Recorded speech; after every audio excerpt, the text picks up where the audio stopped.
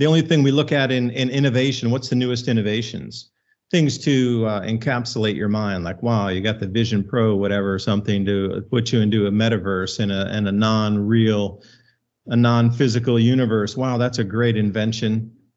Zoom improved so you could do online calls so you don't have to be in person with another person. All the innovations that we're seeing are about separating humanity. A great way to buy debt, to print money and pull it into the now so that you have it. So yeah, this deflationary debt super cycle going bust right now. And then, one of the ways that you can buy time, maybe even get it under control, is when all else fails, they take you to war. And so you can get away with spending, really ultimately printing endless money.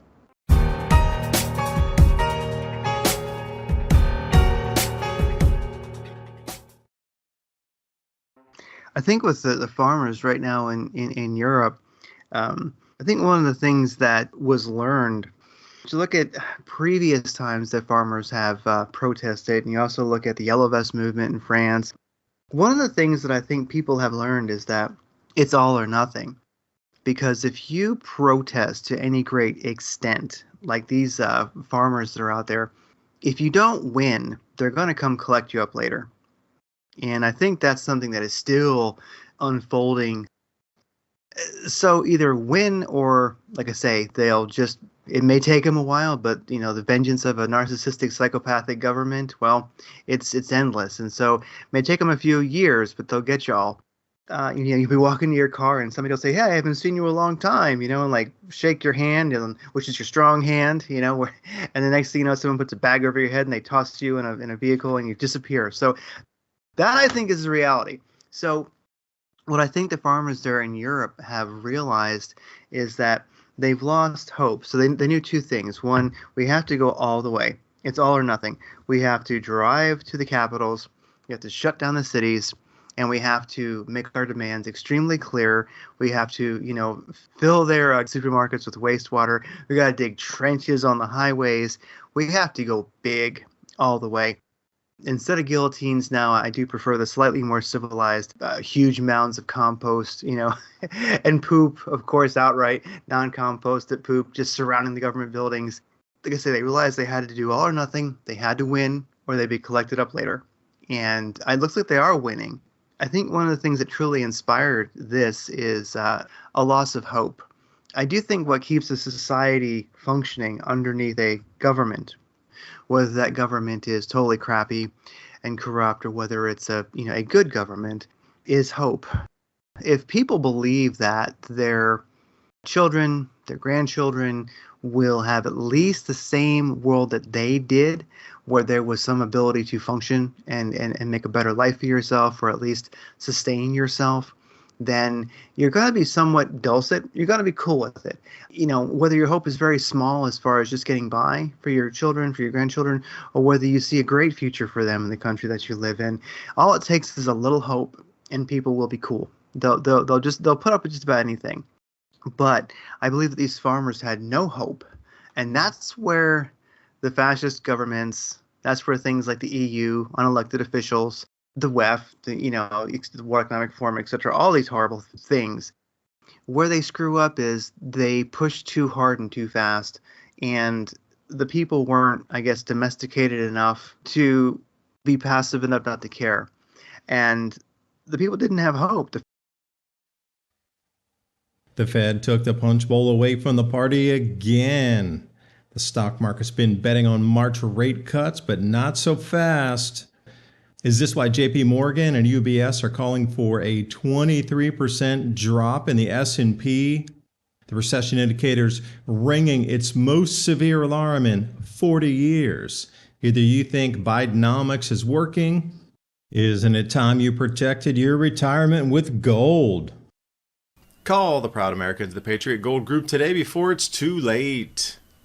Mention the Adapt 2030 channel. You're going to get some great in-class service. Also, Patriot Gold Group has a no-fee-for-life IRA where your IRA or 401k can be in physical gold or silver. No fee-for-life IRA on qualifying rollovers. Give them a call, 888-546-7020. And also now for the 7th year in a row, Patriot Gold Group is Consumer Affairs top-rated IRA gold dealer. 888-546-7020. And now on with the video. Farmers didn't have hope. All of them are out of business. I mean, you look at you've got your farmland. I mean, many people who haven't farmed anything, I've only farmed a little bit, farmed a couple of acres professionally for a while. And people may not realize that it's a hard job. You have to find people to buy your produce. You're going to be organic, or you're going to be natural, or you're not going to care. Except for extremely huge agribusiness, many small farmers under, like, let's say 20 or 30 or 50 acres, a lot of them don't own all their own equipment. They're in an area where other people are farming and they're sharing equipment. Water is a complete big deal. Do you have it in the ground? Will the government let you use it? Are you irrigating from up in the hills? Are you walking your ditches and turning the gates on and off to get your water? Do you have a pond? Can you pump your water? There's anyone who's farmed knows it just goes on forever. So it's a full-time job managing your land, and it is hard to, and once you actually have things growing, you have to realize every year, some people do collect seed, and that's a good idea, of course, but in many cases you're also buying seed. Let's say that the market wants something you haven't grown before and you don't have seed for it, or you didn't get good seed the previous year or previous years, so then you have to buy seeds. Seeds can be a fortune going into a new growing season. So these farmers are working hard, and a lot of them just get by. Some do well, and it depends on the year. But you don't see many wealthy farmers, not many. Most are middle class at best.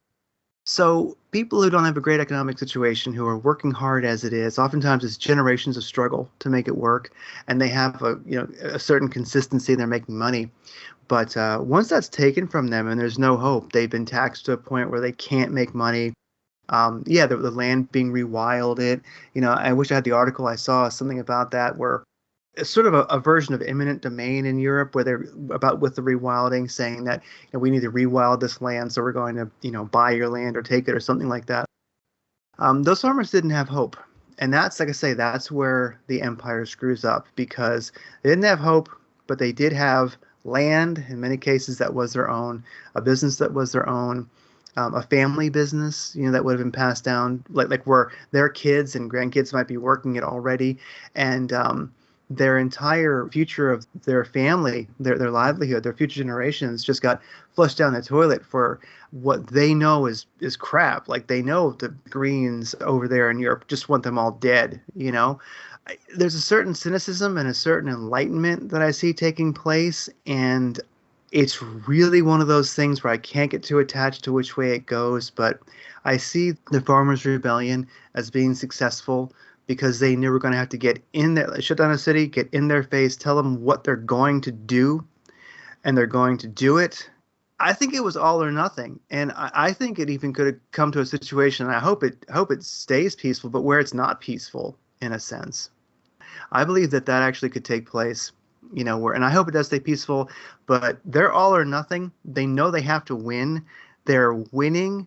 I hope that's setting the stage for 2024 to show the governments what happens when people have their hope taken from them. These farmers have their hope taken from them. Don't mess with a person who has nothing to lose. It's like in the art of war. Don't fight a person with nothing to lose. Don't fight a person who's lost their mind. Don't fight somebody who's fighting for their children and grandchildren to survive. It just won't work. So I think the narcissistic, psychopathic, evil governments of Europe, which is what they are at this point, just like ours here in America, the people have completely lost control of the governments, and it didn't just happen.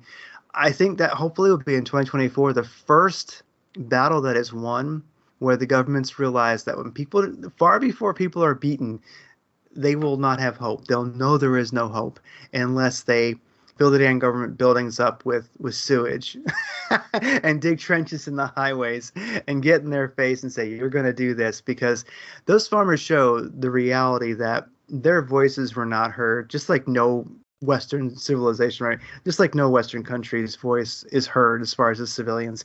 And those farmers are badasses. I really commend them. I think it's incredible bravery. My hope is that we begin to see more intelligent and creative nonviolent protesting here in this country. So we really, my hope is that we need our farmers here and the people here to start doing the same thing, because if it hasn't become clear to people, I just don't know how to work with people who don't get it. If it hasn't become clear that it doesn't matter if you know, and it doesn't matter what you maybe write your congressperson, none of that crap matters. I think it's all going to come down to, we're all going to be part of the farmers rebellion pretty soon, and when the government of your state, of the federal government, etc., has no choice but do what you say because you're quite literally in their face, that's when we're going to see a change in the opinion of our state and federal governments. But until then, until we have a farmers rebellion here, we're pretty screwed. We will continue to fund awful wars around this world. The Joe Salente, the guy who writes Trends Journal, he says, when all else fails, they take you to war.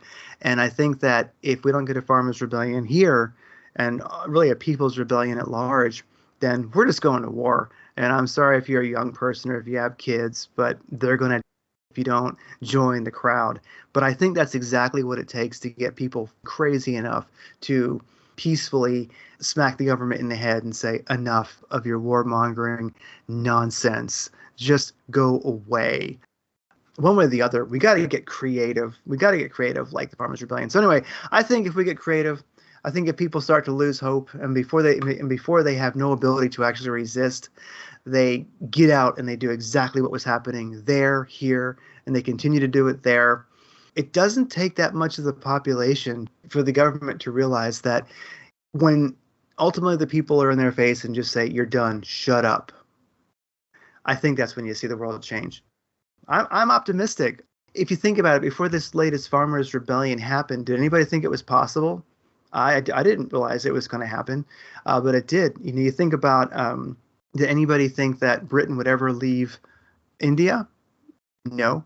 Apartheid would ever end? Nope, not really. Did anybody think that the South Africa would be kicking the French out so they can sell their uranium for what it should cost rather than pennies? Nope. But the world's changing really fast. And I don't know. I'm starting to see society get a little bit crazy. I think there's two trains. You got your love train, your fear train. And I think the love train's got more people on it, and they're both leaving in opposite directions from the train station. You forgot the soul train, baby. Oh, yeah, I know. You got the love train and the soul train connecting at the back there. Oh, yeah, the love train, the soul train. Yeah, it does seem at the end of an empire or the end of a cycle that things are purposely let to self-destruct. Like, we have to get used to a world right now where the substandard is the new normal, and that it's just the way it is. With a lot of people that have departed this realm, we start to see that there's not enough qualified replacement to take over their positions. So the downward spiral is, and again, walk with me on the mind experiment here. Yes. Imagine the elite know a news cycle's inbound. Well, would you try to salvage anything? They would. You'd try to extract all the wealth and the resources that you would need to survive through the change, hold that, keep that tight, but the rest of it is disposable, expendable, because it would be anyway. So to just try to keep characters, like you say, the Newlands and the Grahams, et cetera, in place just long enough to keep it like you guys keep control on the surface of the planet while we hang out underground here and wait for it to finish. I mean, what kind of world is it where the largest market cap on the planet is keeping you sick and keeping perpetual wars moving forward? If those industries had dissolved, sure, there'd be a lot of money lost.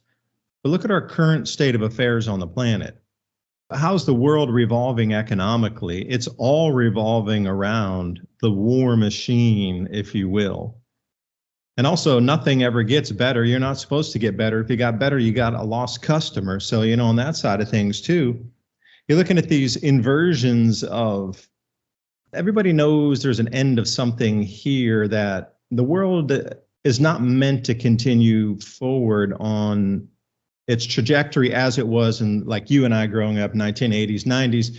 There was the hope.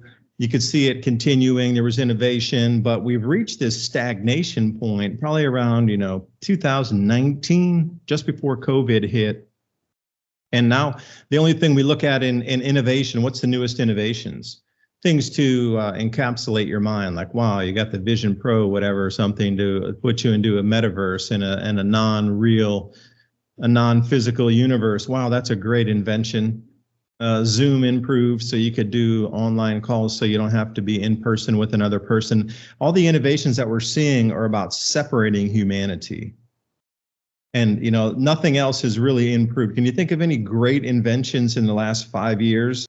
You think about the year 2000, there was always something new, something coming out, improving humanity, making life easier, more exciting, different and better, and reducing time. But now all we see is things that have been invented to separate or destroy humanity. That's it. So you can see we kind of turned a corner there somewhere. The governments, the way they're operating, inefficiently, not at all, barely. Everything is contracting generally around the planet except for a few nations.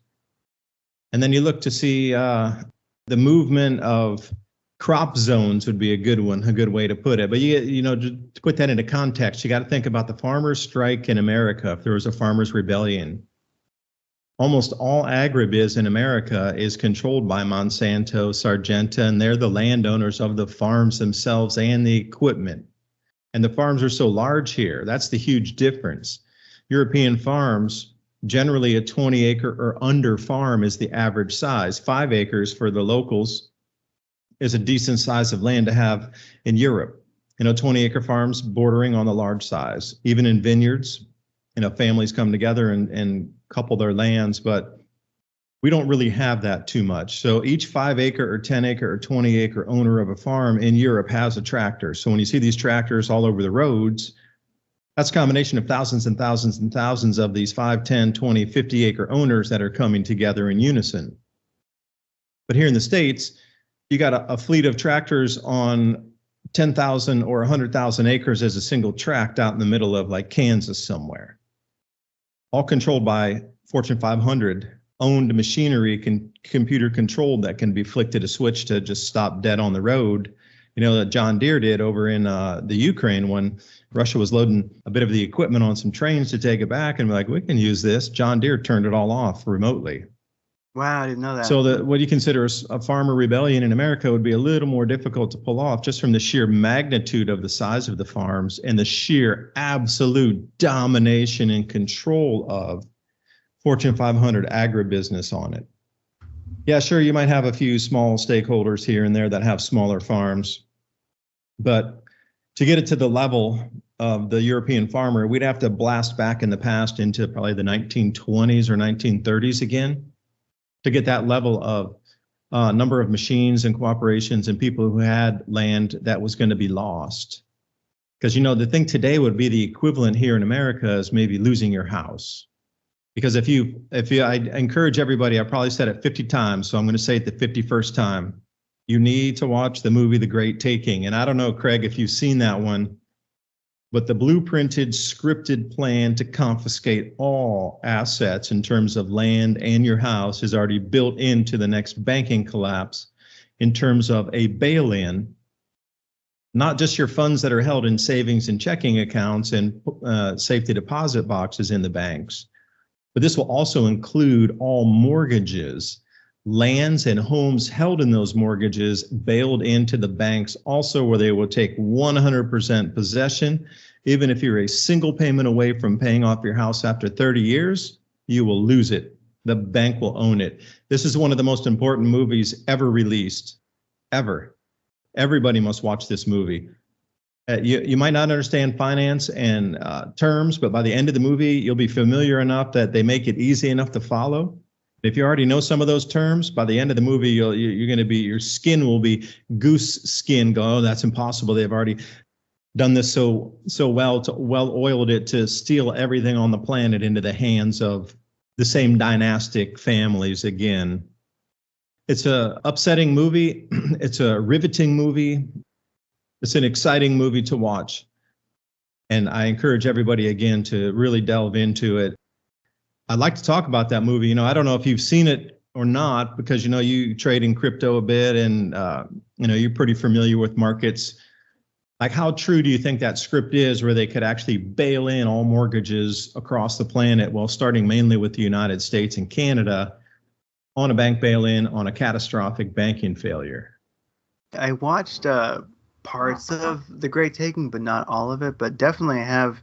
I do think that setup is definitely underway as far as the Great Bail-in, because you've got the Fed right now, I would say, buying debt, and that's helping to hold the market up.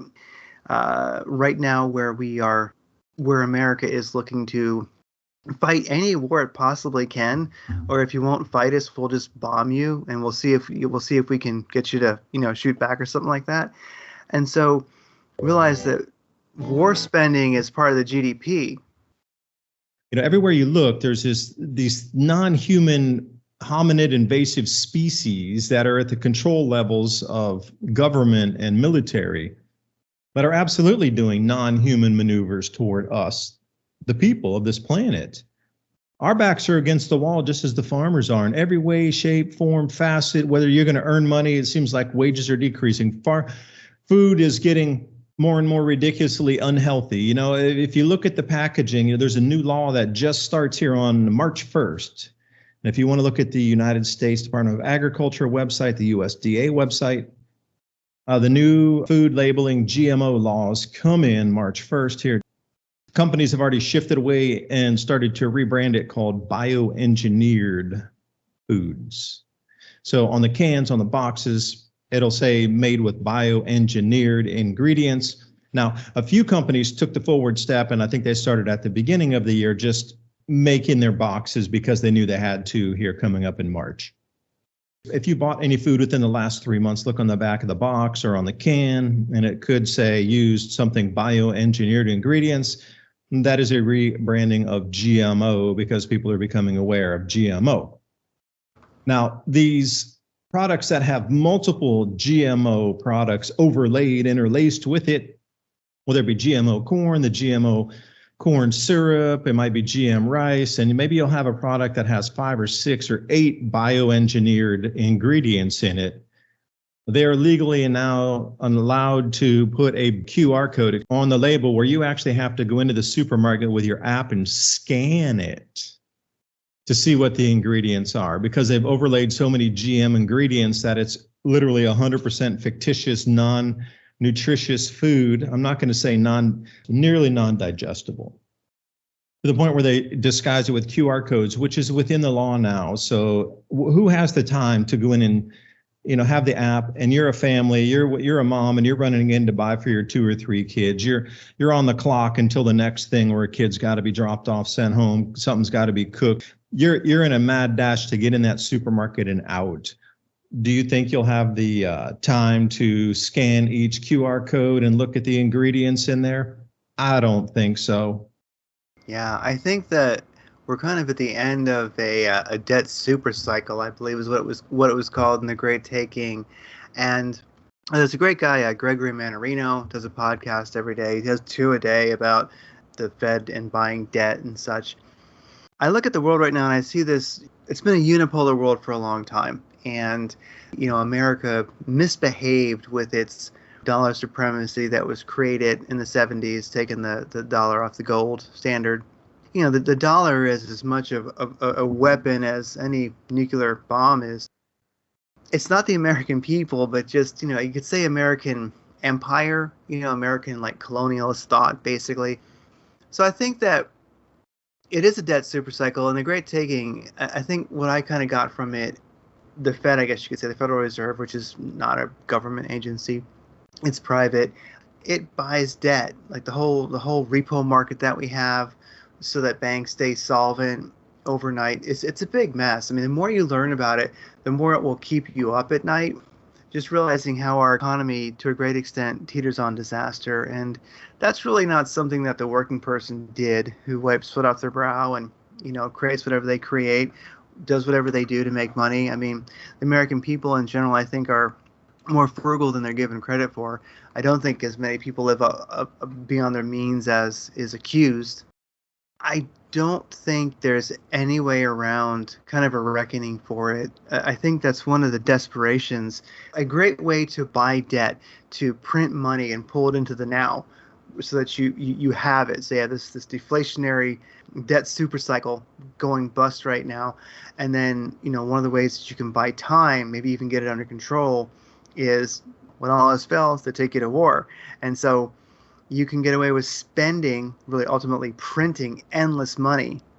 And even though you're devaluing the crap out of the dollar, it gives you this ability, because the people are now scared. They think the bad guys are going to come get us. If you don't fight them over there, you'll fight them here, and all that crap. I think that our government being so hell-bent on starting World War III, wherever they can make it happen. And I think that, like I say, that is one of the greatest ways to just print the crap out of money. So ultimately, you start thinking where it's not the hard-working American person doing this, but when you look at just the way things have been managed, on like the empire level, the only way they can kind of get the economy rocking so that they don't lose control because of a economic crash is to take us to war. It works. We'll see if they pull it off, but it's difficult because what is it, like the BRIC nations, I think, have a greater like GDP ultimately than the G7 at this point. So we've been a unipolar world. We've abused it, especially with the dollar, weaponized as much as any nuclear weapon ever was. And now you've got the BRICS, and I think you look at the BRICS that are very happy on a certain level because of just as they talk about in The Great Taking, the debt supercycle. And if people do watch it, you realize that we've been controlled by debt and then interest levels, interest rates, etc. So if I call it maybe the empire, you can call it the Fed, whatever you want, The Great Taking, you can decide who and what it is. They want to own everything. It is basically a desire to go back to a new, it's like neo-feudalism, ultimately. Get in touch with that inner John Wick. Get to know the high table, and you're going to watch that and look around. Holy crap, this is how it really works. And it's right here surrounding me all the time. It's actually a more probably poignant and important movie about how things work, the hidden world that we don't see but exists, than The Matrix was. I want to be paid in the gold coins, like the slid gold coins over the counter. I truly believe that's more of a documentary series Yes. than it is a fiction film. Just the way it works at the highest levels when you got billionaires and multi-billionaires, like that kind of level of opulence and security, and those who don't want to agree to certain mergers or those who will disagree on ways to take companies. That's just the way it is. Some things always pay for hire there. Like how much would you have to protect yourself truly if you had billions running a company that was competing with other billionaires? I mean, the levels they go to and the private security they need to stop themselves from being in danger is just kind of a little over the top ridiculous, where you ask yourself, would you even want to be in that billionaire world? Because there's always a threat, either from the kidnapping or from those that are in competition that want you eliminated. To watch it, especially that first one and the third one, the other two I didn't care for, but the documentary is plainly to see in front of you. And once you realize the amount of money and power that these people have that have accumulated, what money does buy the power, and the power buys and creates the money. It's a different way to look at Fortune 500 companies or these persons who are above that level that have dynastic wealth. When you're looking into like the black nobility from Italy, or if you're going to swing back over into something more traditional as the Rothschilds, etc. If you go over and you look at the Venetian nobility, because I visited Venice, kept seeing the double-headed eagle everywhere, and I delved into the history of Venice. It seems like the cataclysm after, there was a world cataclysm during the Greek, and then subsequently thereafter, a very small one at what we consider the ancient Romans, and the surviving nobility class of that still had seafaring trade had reset themselves up in Venice. And of all things, all the money and the intermarrying of the families and the different nobility families like the Sassoons and different things that have made their list. How long would you really be able to exist in that world? I'm wondering how many in that world are really clones now because they've been removed, but they still need the figure yes head. Because I was looking at this military meeting yesterday, and it had all the generals, a mix of different countries all together. And I was just thinking, that is a group of yes men. All I did was look at that. The higher the rank on the uniform was, the more of a yes man that there was in the room. So everybody trusted everybody else in the room because they were all yes men.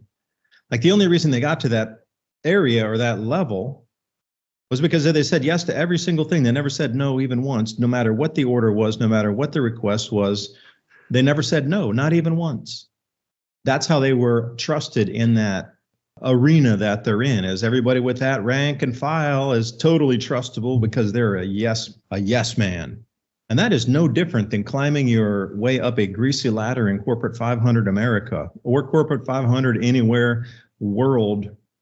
Yes, men and women move their way up the ladder. They never rock the boat. You know, if you get up to those upper levels, they're always yes, and they never cause a problem. They never rock a boat, and they consistently go along with the agendas of the companies, and they never question. They just yes, yes, yes. And that's another unique thing. So when you come into a group of top 100, so we'll use Fortune 500 CEOs, CFOs, COOs.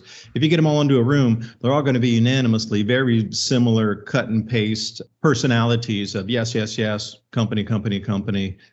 And that's the profile. It seems like our world's a scripted world. And the biggest thing that the companies or the news has done for us is they gave us the BRICS currency head fake. Now, is this BRICS currency ever going to really manifest? I don't know if it is. But what they did set up in the head fake of everybody looking for a unified single currency was they set up this interoperable system for sovereign settlement between themselves while nobody was looking. Like everybody was looking for Brazil, Russia, China, everybody to come in, and now India, and now Saudi Arabia, and who else? There's all these other OPEC nations just joined BRICS too. So there's now BRICS plus 15, I believe it is. So there's 15 additional nations in addition to the original, what you know is Brazil, China, India, Russia, South Africa. So everybody was looking for a unified currency, like one bill, like $100 BRIC note, for an example, that would come out and be distributed amongst all the nations that are involved in the BRICS, and it could be convertible just like a USDC is convertible. A dollar in the world anywhere is a dollar. But they head faked everybody. The whole time you were distracted and governments were distracted looking for these meetings when they were going to try to create the currency, what they were really doing was creating a system where they could just trade outside the dollar and settle in their own currencies amongst each other. That was the biggest and greatest head fake art of war maneuver ever accomplished. There's far, far, far less usage of the US dollar across the world for settlement, especially even in oil transactions.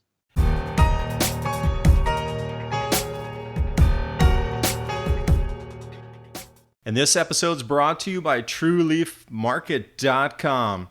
Full range of garden seeds, microgreen seeds, sprouting seeds, wheatgrass, grain seeds, flower seeds, herb seeds. Use the link below and give yourself the gift of organic and heirloom seeds.